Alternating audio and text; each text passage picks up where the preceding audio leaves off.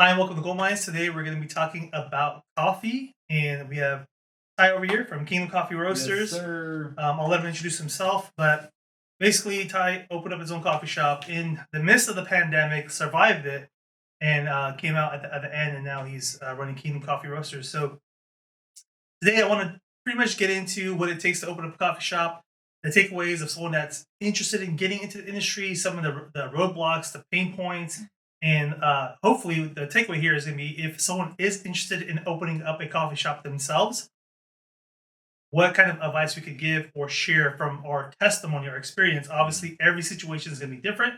So whatever we share might not be applicable to your situation, but more or less, there's going to be some good takeaways. I'll give someone that's kind of interested in doing that research some idea of what it's going to look like. So, Ty, please explain. Tell me about Kingdom Coffee Roasters, about yourself and how you got started. Why you even opened up coffee amongst all the other businesses that you had Oh, a bro, chance to we're gonna get there. We're gonna get there. But first off, I want to say hell of an intro. I love the intro. Love everything about it. So getting into it, my name is Ty Manukin. I started Kingdom Coffee Roasters. It truly came out of just it started with the passion of just coffee. So about 15 years ago, I had a few friends that were part of like pretty well-known coffee shops that are like global now because they sold to like massive companies. And I've always been intrigued. And in our culture, being Armenian, we are, we're always surrounded by coffee. I ended up buying a roaster in 2015. So before, like, it was actually in college. So I ended up buying a roaster in 2015. And because I was really intrigued by the chemistry in coffee and the science behind coffee and why coffee did what it does. And I just started experimenting, man. And back then, I didn't have as much information as somebody now wanting to start. I had to go to coffee shops. I had to ask questions. People thought I was legit spies from other coffee shops. I'm like, dude, no. I was like, I make good money working where I am. I'm like, I don't even want to do this. I'm not a barista. I'm not nothing. I'm like, I'm just roasting coffee. And I'm like, I'm stuck and I just need some answers. This is your roasting at home at this point. Yeah. So hold on. So you're buying a roaster. Like, yeah. where are you storing this roaster? In your house? In the garage. In the garage. Okay, in the garage. And two, how much is this roaster? So at that time, roasters are very expensive, and they've even got more expensive. Ironically enough, I just randomly checked what my old roaster was, or how much it costs now. So I paid $3,600 for my first roaster, which is tiny. It's essentially like a 1 kilogram. It's known as like pretty close to a sample roaster. Sample roasters are more like 500 kilo and under. I paid $3,600 and 42 out the door because I bought a couple of things that went along with it. And now that very same roaster is $9,000. Wow. Talk about inflation. Yeah, $9,000. Sure. Built amazing. I actually got the roaster from this company that was starting out in Minneapolis. They're incredible. And even then, spending that much money, man, I'm like, I just liked it. I was like, I just want to know why coffee does what it does. And by no means at that time, I was like, this is what I'm doing. I'm a fast track to like owning my own coffee shop. I had no idea what I was doing. So a good takeaway here, though, is that you were doing a reconnaissance around these different coffee shops. Oh, yeah. What were you asking them? So, like, if someone was to get a general idea of the coffee industry and had questions about roasting, and if they were going to have to do some roasting, like, what was that thought process like? What kind of questions or key questions they would want to maybe find out early on in the process, so that they don't just overspend on the roaster or don't know kind of like what the competition has, what it looks like. I mean, I think it's very, very valid. Yeah. Even if you're a spy, doing market research, sure, and identifying like, okay, how does the competition do it? Yeah. So starting out, I will have to go back a little bit. My first roaster, and it wasn't a roaster, it was a popcorn popper. Okay. 15 years ago was the first time I was like, you could do it. So back in the day, even talking with my mom, back in the day, people used to bake the beans in their oven. You could do that till this day. Mm-hmm. But you're not going to understand why it does what it does. You can't understand the green coffee comes, and this is just giving you like super generic, like kind of answer. High level. Yeah, it comes green. It was a cherry. If most people didn't know, coffee is a cherry. It's a fruit, right? So most people don't know that. And the reason I know that is because, running the shop and people have no idea. They think coffee just appears out of nowhere and it's in their drink and they're happy, but which is fair. But it comes green, but that's not even talking about the processes and the farms and, the regions and the elevate. Everything affects it. It really does. Like I read somewhere where this is like, I think the minimum, it takes about 2,000 hours for a single bean, right? Part of bigger beans or whatever to end up in your cup. About a year, more or less. I mean, if you about that, work hours, is correct, about a year. correct. Which is a lot, especially when you're selling cups of coffee for $3 to $6. It's like it's a lot that goes into it. So going back to that was the first time, and I was like, popcorn popper's cool. You hear go through, certain chemical reactions, actually similar reactions that steak. We all like to eat. So steak goes through something called the Maillard reaction. The French call it the Maillard reaction, and they're always wrong. Not really. No, I love the French, but it goes through that reaction. It's the caramelization of sugars.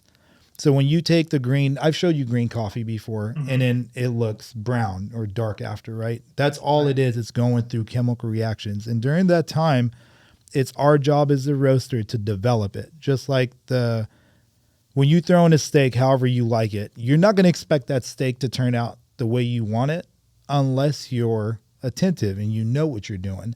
You're adjusting the heat or you have a plan going in. Same exact thing with coffee. Every coffee that I roast has its own temperature, has its own adjustments, and I have to keep an eye on it for about 10 to 15 minutes per batch. So you're over here with your little popcorn throwing your beans. You're going to the coffee shops. Yeah. And you're asking them about roasting. Yeah. Most likely you're like, hey man, I got a roaster at home. They're like, no average person that has a roaster at home. This guy's definitely not just that's a front cover story. Oh yeah. Like, no, I just want to know what's the heat temperature. Everything. So everything. Like I was like, I got this. This is what's going on. But for some reason, my heat spikes and the S curve in coffee. It's basically the measurement of what's going on. And I'm like, my S curve is really off. And they're just like, bro, who are you? What shop are you from? So is this even necessary to open up a coffee shop to know this science around roasting? Or is this like, can someone basically, as part of research and development, buy that $3,600 roaster, practice on it before they spend $136,000 on a whole big company with multiple roasters or a roaster, a large scale one to figure it out. So you perfect it, test it, do proof of concept. You go around to your local shops, you ask them, hey, how do you roast this coffee? You watch your YouTube videos. You ask around. You figure out how it's done so that when you actually are roasting in your coffee shop, you're not like burning through your beans. You're not undercooking them. They're coming out at the right quality and it's working out. So for someone that's coming into this industry, there you go. With the minimal down payment of just a small coffee roaster. No, so it all depends, right? When you open up a business, you don't have to have a coffee roaster to open up a coffee shop. But you'd have to have coffee skills, right? So I just told you about one side. We do both. We roast and we brew coffee. And what's the benefit of doing that all in-house versus outsourcing the roasting to someone else? Well, because I could go anywhere and buy Starbucks, Pete's, Temple, whatever, you name it. You can buy those bags, upsell it, or at a, they're still expensive. So there's really cutting into your profit margins if you're doing that. So is it more from a financial aspect? By getting your own beans and getting that supply, the upstream integration to do it all in-house? Yes, it's both. So for me, it started out with my first love of coffee was because, or what I really want to do was roasting, right? So for me, I was like, that's all I want to do. Till this day, it's like, man, it'd be dope if I just did this, right? But and then when you get into the business side, which I have been for 7 years now, I'm like, dude, if you're opening up a coffee shop, roasting is the only way to go. Because you're going to pay somebody else to do the roasting for you. Exactly. And they're going to charge you that premium. But that's true. how much is your cost savings by doing your roasting in house? And how much is the full blown roaster? So if you're gonna spend, let's say, 20 grand for a roaster, are you gonna make that 20 grand back? Oh yeah, Or yeah, and what's that break even point? Well, how much does it cost? I'll yeah, just throw a number out there. How much does at least the one roaster does decent size, high, medium, low, maybe? yeah, Because everything's gonna yeah, vary. yeah. And then what's your return on investment by doing that? So I wanted to go new, but new for 5 to 7 kilo, you're looking at 40 to 50 grand for one Okay. roaster, and that's not including everything else that you might have to get after, right? Afterburner and all that stuff. So I was like, let me look new. So long story short, used. Long story short, I ended up finding used, not my favorite roaster brand, but Workhorse does the job and it's wonderful. I got about all said and done about 15. Congrats. Yeah. Huge. So So, how much money do you think you saved, or when did you break even on that $15,000 investment? oh, first year. And it was first year. First year, Okay. 15, yeah. Because we had wholesale accounts and we got lucky with one of our wholesale accounts we got was Intel. Intel Gotcha. really, really, like we Came were, through.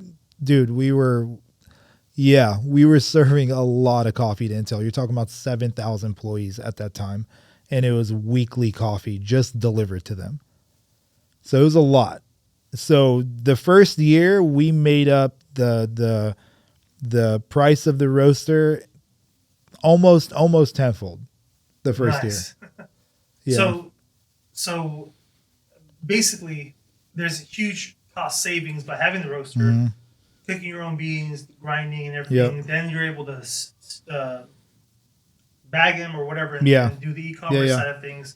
Hopefully, get some local tech shops or Yep. businesses to start distributing some of that. So the distribution line sounds like It's it's it's very huge. important. It's huge. Yeah. So talking about the distribution line, we talked about Intel. Hmm. Um, what else? What are the other things that a startup could do to increase their coffee bean distribution line to Hmm. the locals in the area? I mean, how did you even get the Intel contract? Was it through a customer that just walked in and by chance, or was it through connections, knocking on doors, cold calling? I mean, how does this process work? That's a really good question. I mean, Intel, so we knew we were close to Intel and we pulled a lot of Intel customers that would come in on the daily.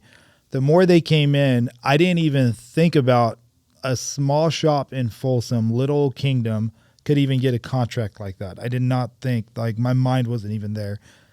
The more and more Intel customers came in, the more and more they loved our stuff. And then it was one conversation after another. And it was multiple employees that were like, hey, man, like, what would it take for you guys to be in Intel? I'm all like, I don't know, a contact. I was like, give me a contact and I'll go from there. And sure enough, the employees got me a contact with like people that you normally can't get a contact through because there is no phone number, there is no email because you don't know who you're talking to. Got us connected with the right people. We went out, a few times and demoed our coffee to everybody. And then one thing led to the next. We were contracted with them. They gave us like, it wasn't a blue badge. The blue badge is like if you were working there, but it was like they gave us a badge, The visitor badge. a visitor badge, all that stuff. It was like permanent for the year. We had, Intel all the way up to COVID.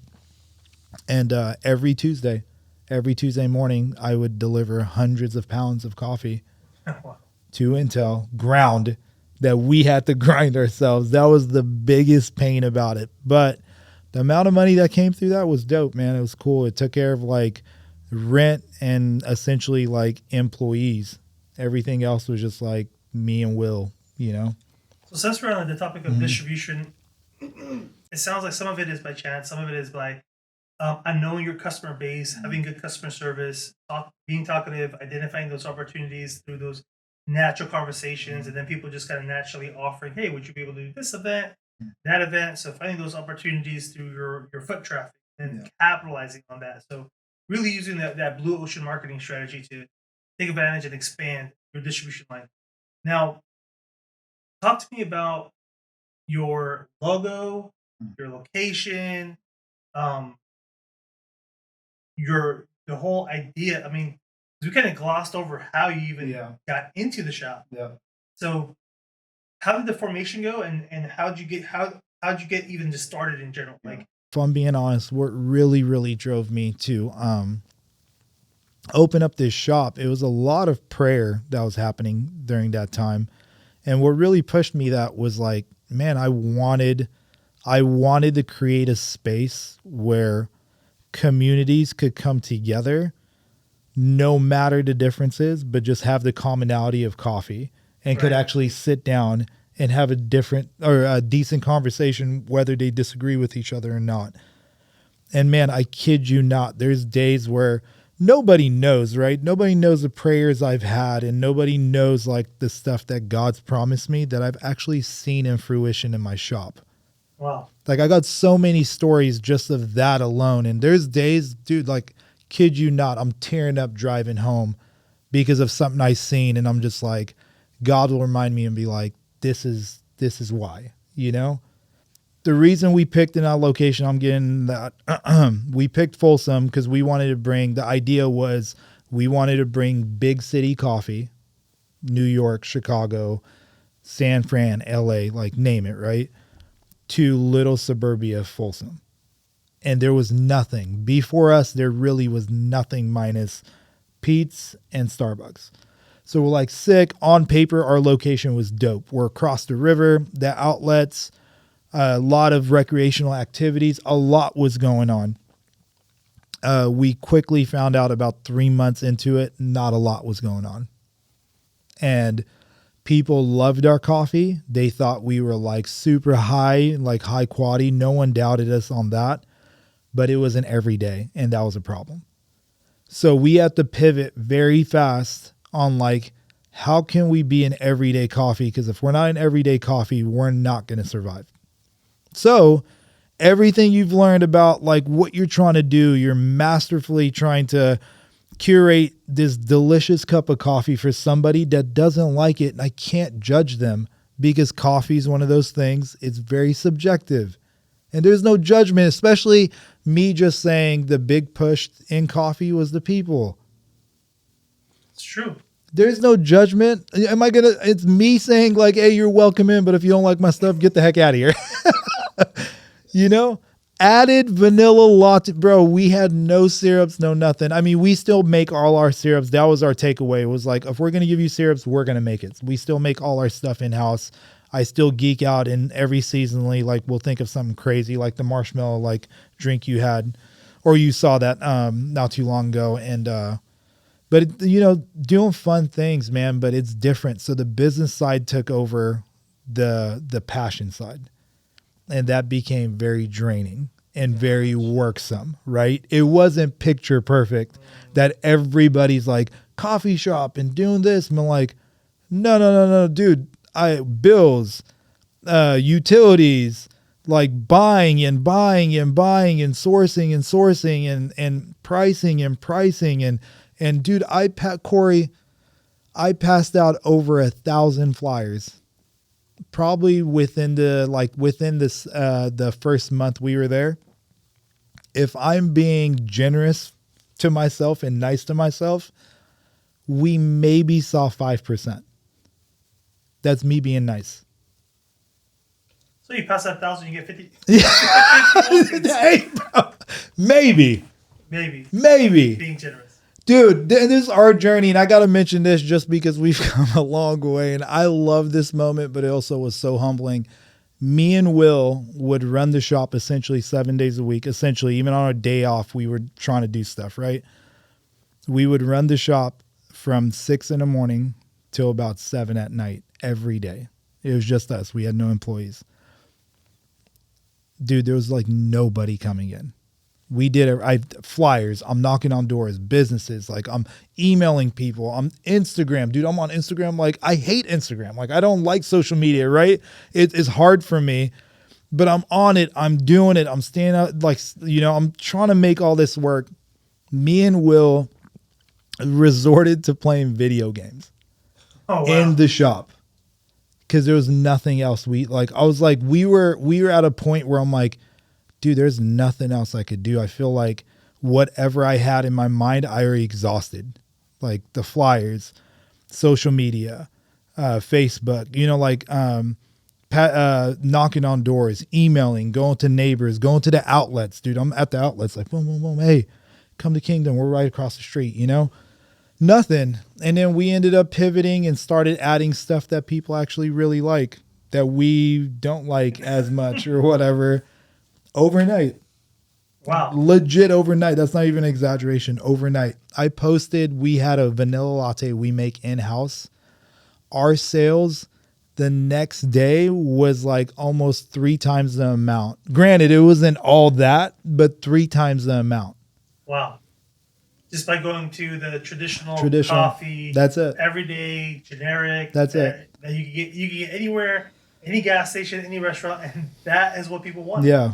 That's it. So all that being said, that's why I said it's individually based. I think it's great that people want to open up a coffee shop. I also think anybody that wants to open up a coffee shop, I truly do believe, go work at one. Go work at one. Just see how things are. Just fill it out. Customers, drinks, fill it out. Learn something. They'll teach you. I teach everybody that comes in. I go through the whole training and all that stuff, right?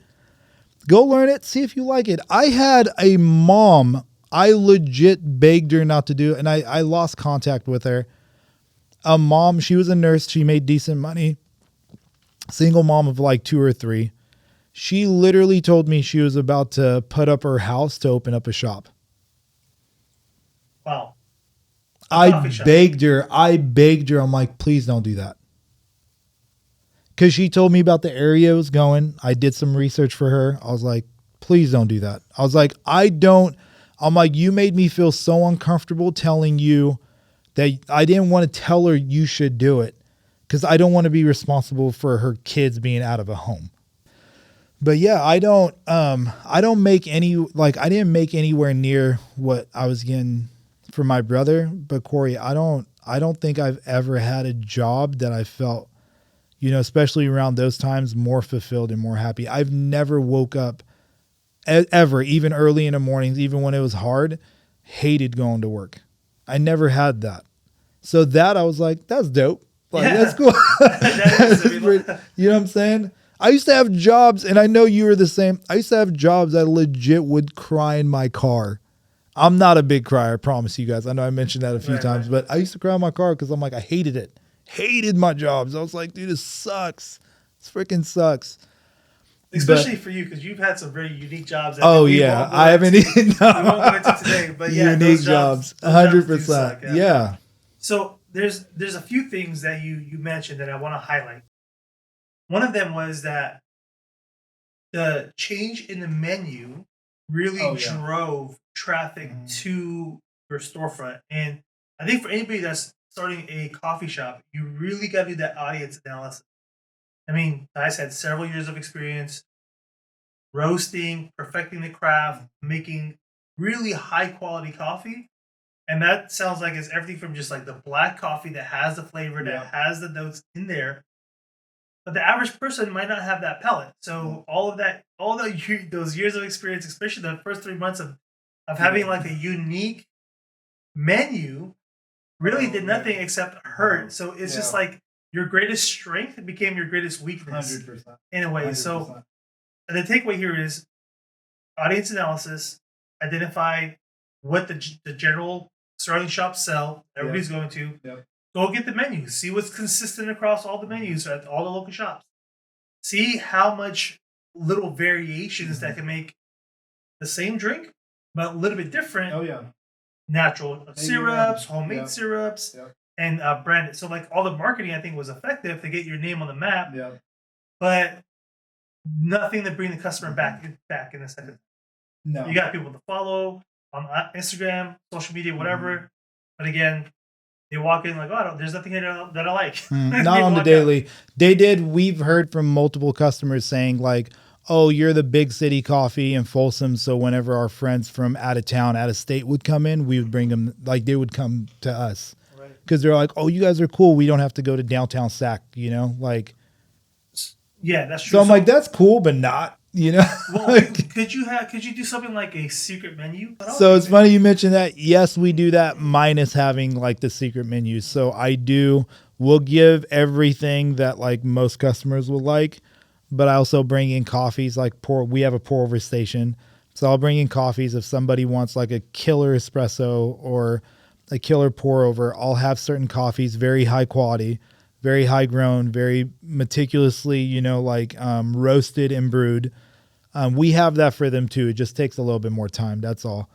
But yeah, I do. It's funny owning this business. Like you go through something and you're at it for years, and the questions asked like, "Hey, if you had unlimited amount of money, or if you had, the money you had when you first started, would you do, anything different?" I always answer, I would do everything different. Of course. Oh, because I know, like, I know now, like, I know a lot of stuff now. Like, I legit, if someone wanted to open up a coffee shop right now, I have the formula.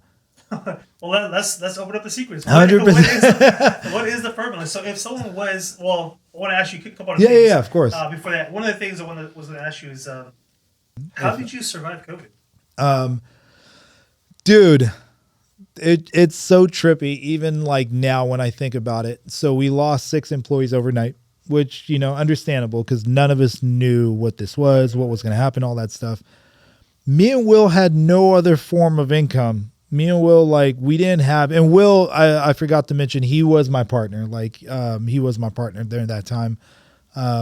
Couldn't ask for a better partner. He was amazing. And so I was like, well, we have no other choice. I'm here. I'm like, I'm not doing anything else. We didn't have a lot of information on, we just knew most people were just instructed to stay home, but we were under the umbrella of like restaurants and retail. We were still legally allowed to be open. Yeah. So I remember the first day they gave out that order in Sac County, I'm driving to work. I'm up at 5:30 and then I get ready. I'm driving to work. Corey, I kid you not. I've never seen from, I live in Sac and it's Folsom. It's about 15 minutes highway. I've never not seen at least one car just on the road. It's still early. I see plenty of cars on the road around that time now. And even before, I did not see one single car for 15 minutes. Wow. I'm not joking. Like there was not one single car on the road.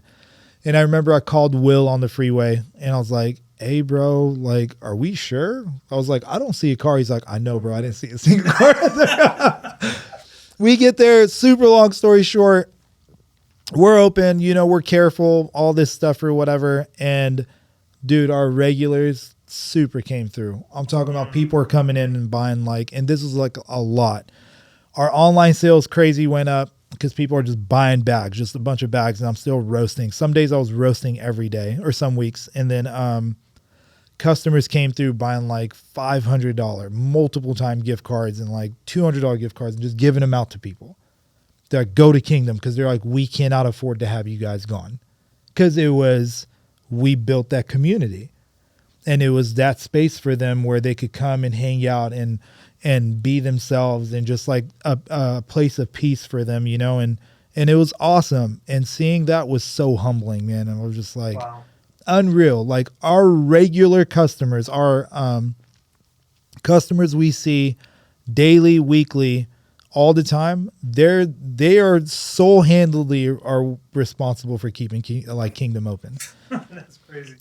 Unreal, dude. Like we've never, like Will and I were just like, dude, and it's just back to me and Will again. It's just me and him again, just working.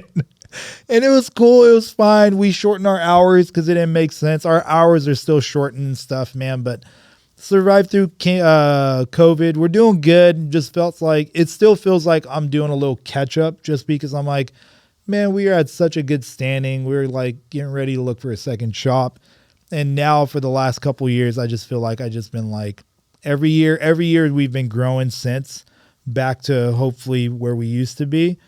So that's good. And I see it every year and every month we're growing, but it just still feels like I'm playing catch up. Yeah. And it could be very draining. You're just like, dang, man, COVID really did a number for sure on businesses. But another good takeaway that what I'm hearing is that as you do your audience analysis and you start catering to what they want, those generic coffee, the name brand, lattes, the mochas, it has to be like you have to, as being the owner of the Kingdom Kingdom Coffee Roasters, Yeah.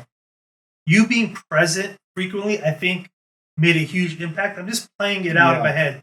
Yep. If the owner is there and the owner is conversating with the clientele, building those bonds, the relationships, getting those additional contracts, the distribution lines created, I mean, they kind of feel like they want you there. So you have to be likable. Yep. And you have to, that community that you build, if it's just a natural, organic community, they will come through in the time of need, and they will also bring their friends and family. So I think a key factor of anybody opening a coffee shop is really get to know the customer base. Very important, because that leads to sales, referrals, online purchases, and really helps keep the company afloat should something happen. So knowing what they like and then actually knowing who they are. Yeah. Oh yeah. And then maybe later on you can cut back your hours, come in once in a while. But I think especially for a startup, the owner being there and being the face and being able to speak to the shop, I agree. why they open, why they're there, I think it makes all the difference. I agree. And just being personable. Matter of fact, just today, because I was covering a shift for one of my employees is like on vacation.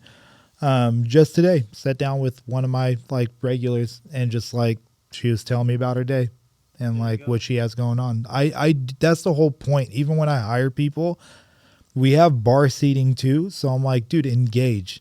Don't be too like, don't force it. Let it naturally occur. But like, dude, there's customers that literally come to the shop, just shoot the shit.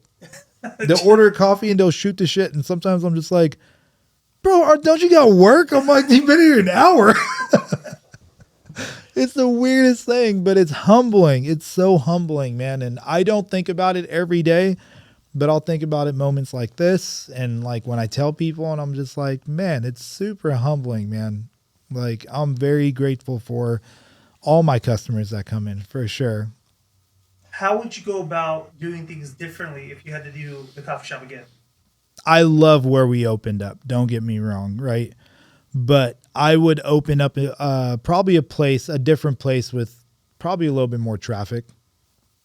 Not a little bit more, but a lot more traffic. Just because, the idea of, don't get me wrong, like we do well, but it's the idea of like, if you're keeping one shop, you want as much exposure being in an area where there's a lot going on, right? So if you have, an area where it's like 22,000 cars are going through, right? And you pull 10% of that. Right. That's a lot of people. Not even 10, give me 5% of that. That's a lot of people. And it's awesome and it's great. But location was for sure key, 100%. Not to say I don't hate my location, but that's probably something I would have done a little differently. The other thing is we live in a society where taking pictures and going places that look cool is for some reason everything. Corey, I kid you not, more times than I could count in the last like 7 years or 6.5 years. More times than I would care to count. We've had people to come in, order a latte or something, made sure there was pretty latte art, took a picture and left. Left the coffee there? Left the coffee there on the table. So if you create a space that's dope and it's pretty, not to say my shop's very great, like it looks cool, but if you create a beautiful space and you're super vibey and you're constantly posting on Instagram and Facebook and Twitter, whatever, and that you're doing it and you're constantly upgrading your merch and you create a space where it's just cool to be there. You are the cool kid. If you go to Kingdom, you'll be fine.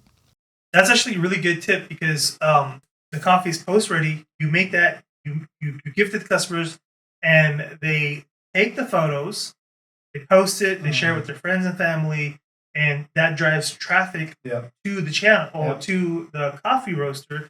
And it's just a really good marketing strategy. You have something that is differentiating your coffee than the average coffee shop. So I think that's a really cool tip, is sharing that with them. Meeting customers where they're at, getting the coffee art into the coffee.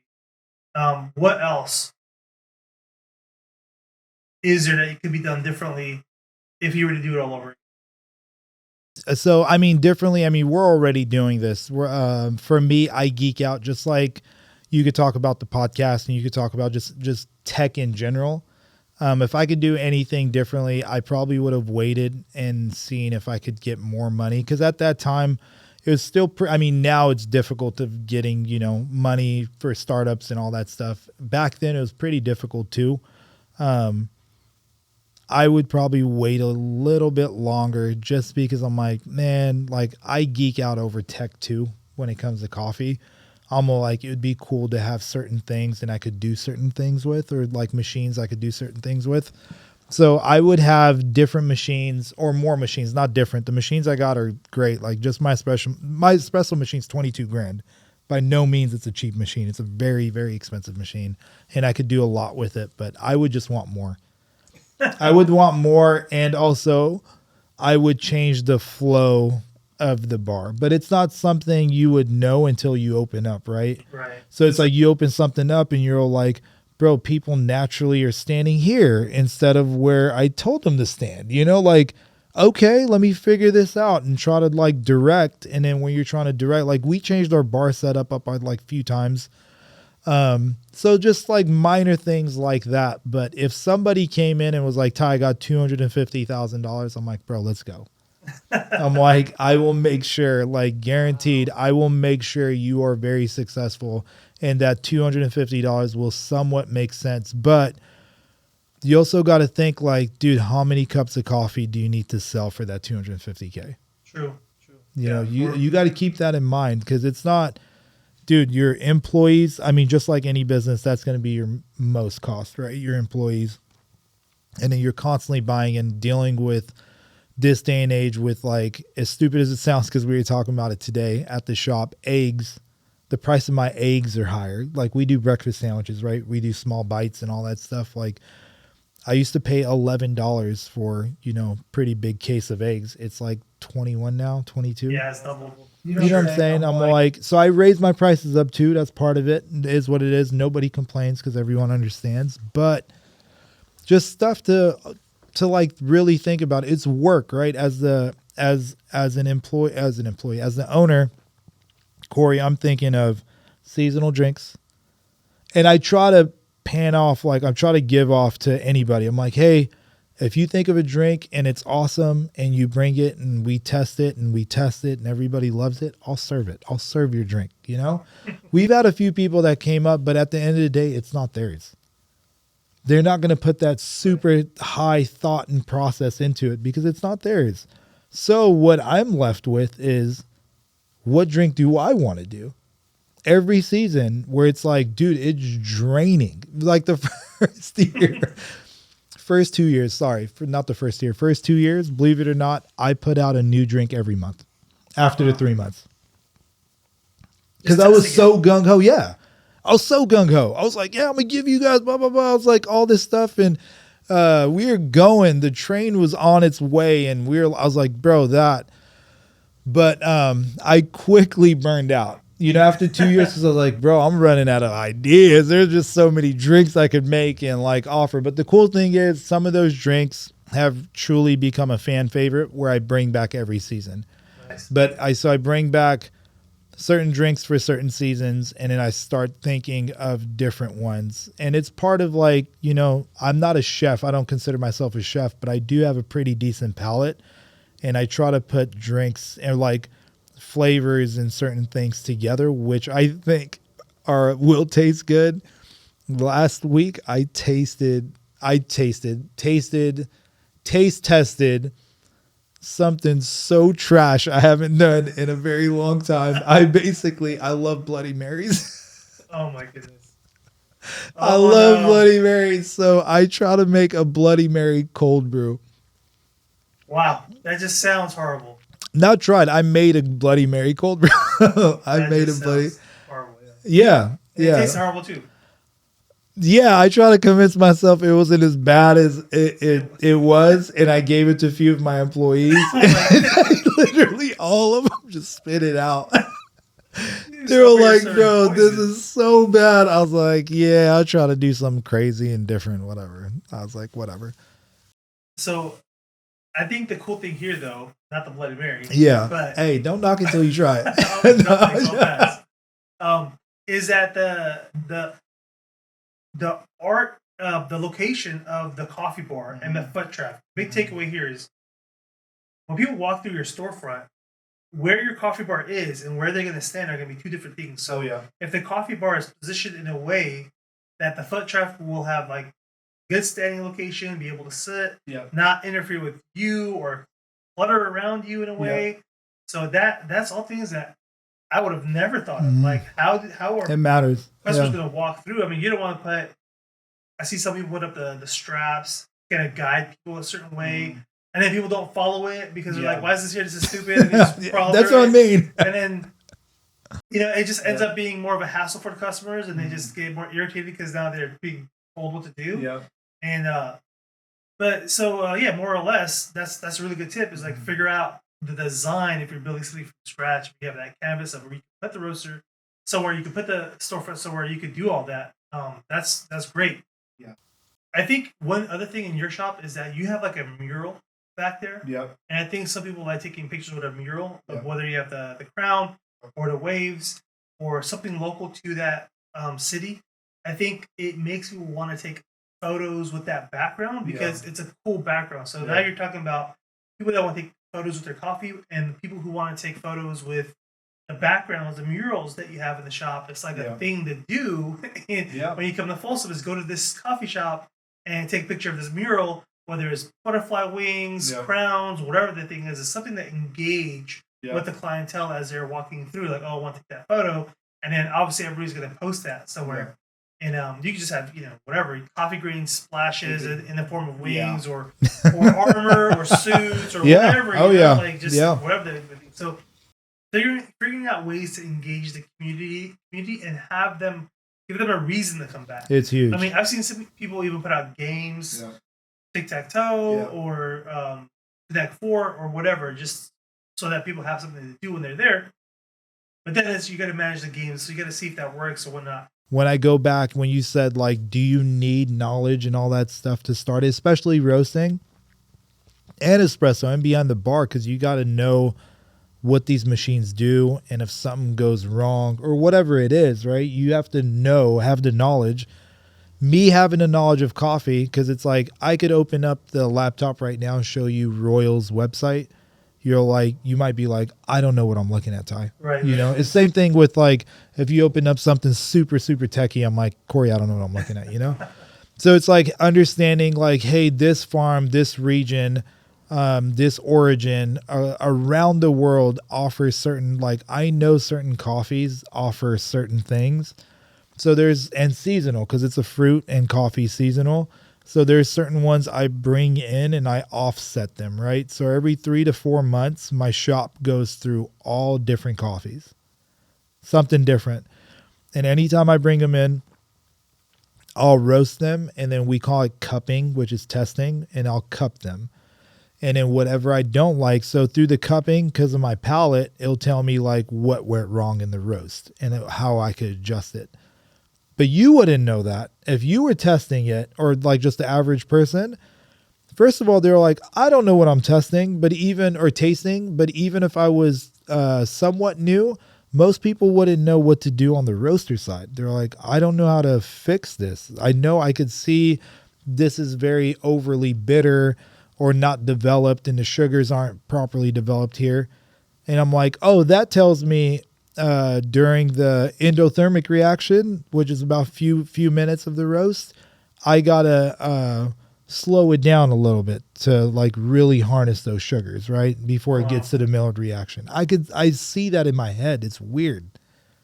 Like, but that's all the knowledge that I've had. You're talking about 12 plus years ago. It's years of just like me reading. I still read till this day. Like I love the experimentation of coffee, Corey, more than coffee itself. I don't drink. I've told you this before. I don't drink a lot of coffee. I probably drink 8 ounces probably a day. And then on my like worst day where I'm just like wanting coffee, it's probably 12 ounces. That's it. That's all I get for the day. Before having the shop, it was maybe, I don't know, 5 to 8 cups a day. Dang. Like Yeah. on the low end 5, Just all constantly. constantly drink it more than water. Yeah. Wow. Oh, there's sorry, one more thing, which is very important because it ties into the finances of it too. Coffee goes through a shrink rate. So any given time, any coffee you bring in. So if you bring in, I'm just throwing a number out, 100 pounds, expect to sell 10 to 15% less of that 100 pounds. So you're paying for 100, but you're selling 85. So coffee has a lot of moisture. That's how it comes because of the process that it goes through. So when you roast it, it essentially dehydrates the bean. So the cracks that you hear, I don't know if you've heard me, but yeah, the cracks that you hear, the first crack you hear is that moisture releasing and expands, right? So the coffee gets bigger, but it becomes lighter. And then the second crack, when you go into dark roast, which we don't really do, that's the actual molecular structure of the bean just can't take the heat anymore. So it starts just cracking itself, you know? But so if I throw in 5 pounds, if I throw in 10 pounds, I'll get about eight and a half, sometimes 8, sometimes even lower, depending on the coffee. Wow. So all that goes into, you got to know how to price this, right? Right. Yeah. Because you're not getting what you're paying for. No. You're paying for 100. No, but I'm not. I got to make up that money somehow. And that's the price of what I sell on the shelf, or price of, hey, this specific coffee, I actually lost 20% shrink rate. It had 20%. It's probably going to be more expensive. Right. Yeah, Not probably. It is going to be more expensive, you know. And I got those on the shelf. Like there's coffees that'll be a couple bucks more, depending on the size and like what you're wanting. I mean, bags of coffee, and there's certain coffees, if you're wanting just like a shot of it, it'll be like 50 cents or $1 more. I have to. Right. Mm-hmm. So that's something I wanted to mention, but it all goes in. It's a lot that goes into all that stuff. That's good feedback to have. Just knowing that, what I'm buying, you know, I got to take into consideration cost and how much of that is going to be in my final output. So pricing the coffee right. You can't go like crazy high. No. So you got to figure out where you can downsize and make it work. So you're in that range, or maybe the upper range of what everybody else is selling it for. Yeah. But again, if you have you build up your client base, you build your community, you have meaningful conversations with them, they're going to pay the extra prices. Like so right on. Because when we started any business, anything you do, no matter what, there's a risk to it, right? No matter what, you could do risk management. You could lower that risk as much as possible. But at the end of the day, it's a risk doing something, because it could be the complete opposite after whatever you research. So ours, we were going in a little bit higher on that risk because we're coming, like I said, to a city that is not used to big city coffee. So we all already knew, if it's not this location, it could be a location down the street, which we kind of were looking at. It would have been the same thing. But one thing, visibility wise, the building we were looking at was during summer. During winter, because we signed the lease in January. It was during winter. All the trees, there's a lot of trees there, no leaves. So you saw our shop. We didn't think about that. Wow. Do you know what I'm saying? Yeah. But guess what? As stupid as it sounds, very much mattered. Because when spring and summer and August, until fall, essentially, comes through, you can't see our shop through the street. That's crazy. You know what I'm saying? That is crazy. And then we would hear during the winter, no problem. You could see our shop through the street. If you're a newcomer, all this stuff, all that, doesn't matter.